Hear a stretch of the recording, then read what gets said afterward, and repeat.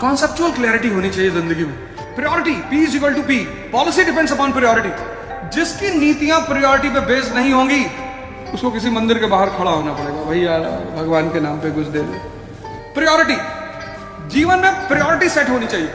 करना सब कुछ है बट प्रायोरिटी के हिसाब से। जिंदगी में नशे को मत छोड़ना कभी, पर शराब का सबसे घटिया है, ये याद रखना। अगर तुम्हारे पास नशा नहीं है ना तो तुम एरिस्टोक्रेसी का हिस्सा नहीं हो।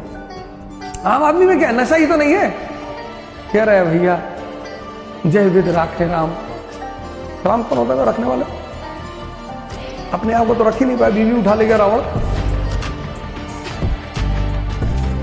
सिलेक्शन उनका नहीं होता है जो टॉपर्स होते हैं, सिलेक्शन उनका होता है जो कंसिस्टेंट होते हैं। रेगुलर पढ़ते रहो। एक कहावत इंग्लिश में, every day is not Sunday. तो हर दिन बढ़िया नहीं गुजरे, किसी दिन आपका बहुत खराब लगेगा जैसे कि आज खाली बर्बाद हुआ, लेकिन अल्टीमेटली आपको वापस ऑन ट्रैक आना पड़ेगा। मेरे जो मेड्स है उनको स्ट्रिक्टली वार्न है कि मेरे टेबल पे वही खाना आएगा जो डाइट का, घर में चाहे कुछ भी बन रहा, क्योंकि सामने आएगा तो मैं एकदम तरसी हुई रहती हूँ, वो एकदम भयंकर पूरा खा लेती हूँ, फिर याद आता है अच्छा मैं डाइट पे थी। तो देखो मेरा जो डाइटिशियन यही कहता है कोई बात नहीं नीतू, आज बिगड़ गया ना, कल से वापस ऑन ट्रैक पे जाना चाहिए। मैं कहती हूँ प्रॉमिस। तो क्या करना है आपको? एक दिन बिगड़ गया कोई बात नहीं, next day back on track. Consistent होना है, यही है उपाय सिलेक्शन का। बस अगर शक्ति नहीं है तो सर्वेंट ही रहोगे। इसी सर्वेंट को प्री मॉडर्न इंडिया में शूद्र कहा जाता था। आज क्या वर्णा सिस्टम नहीं है? बिल्कुल है, आज भी वर्णा सिस्टम है, और वर्णा सिस्टम पूरी दुनिया में रहेगा, क्योंकि तीन शक्तियां होती हैं।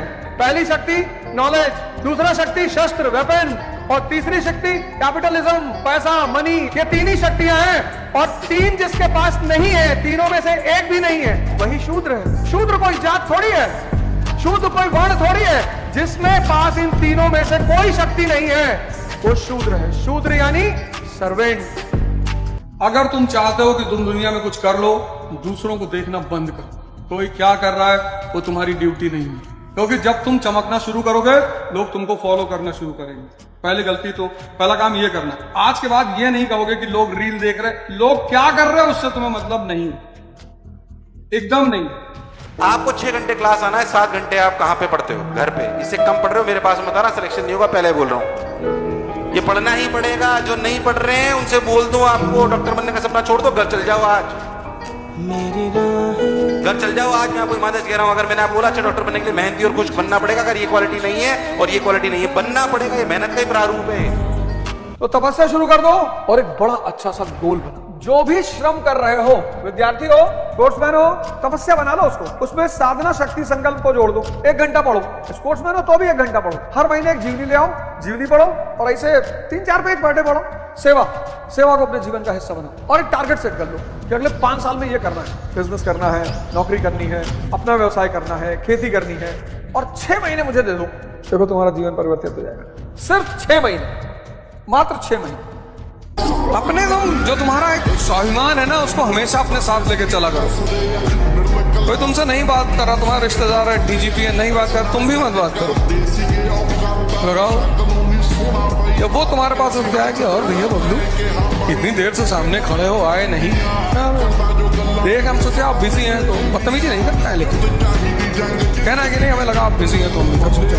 देखा तुम्हारा इनर सेल्फ कितना मजबूत होता चला जाएगा,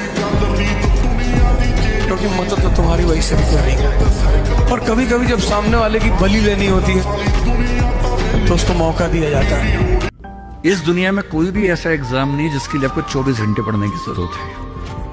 अगर आप दिन में 8, 10, एक लेवल के बाद 12 घंटे पढ़ते हैं तो ये बहुत है। इसलिए मैं आपसे कह रहा हूँ, शुरुआत के लिए 8 घंटे की पढ़ाई, 8 घंटे की नींद और 8 घंटे बाकी सब चीजें, खेलना कूदना, वो बहुत जरूरी है। जिस आदमी को भी राजा बनना है उसके लिए सबसे इंपॉर्टेंट चीज है डिसिप्लिन। और डिसिप्लिन में सबसे बड़ा जो बाधक है वो है मन। मन को डिसिप्लिन नहीं पसंद, इसलिए बच्चे स्कूल जाने से बहुत डरते हैं, क्योंकि वहां डिसिप्लिन है। इसलिए हर बच्चे का सपना है कि हम कॉलेज चले, वहां डिसिप्लिन नहीं है। स्कूल 2 चीज देता है जीवन में, एक डायरी देता है, एक डिसिप्लिन देता है। और जितने लोग ये 2 चीज स्कूल से सीख लेते हैं, डायरी और डिसिप्लिन, मैं तो बाद में सीखा स्कूल की ये सबसे बड़ी गेम थी, डायरी और डिसिप्लिन, कि हमारा आज का दिन प्लान होगा कि आज मुझे क्या करना है। क्योंकि राजाओं का सबसे जो प्रमुख गुण है वो प्लानिंग ही है। तो उनकी ये जो बात थी कि तुम्हारा मन अगर तुम्हें ऑर्डर देता है हर बात के लिए और तुम जो चाहते हो वो नहीं कर पाते हो, तो तुम जहां जाना चाहते हो तुम कभी वहां पहुंचोगे ही नहीं।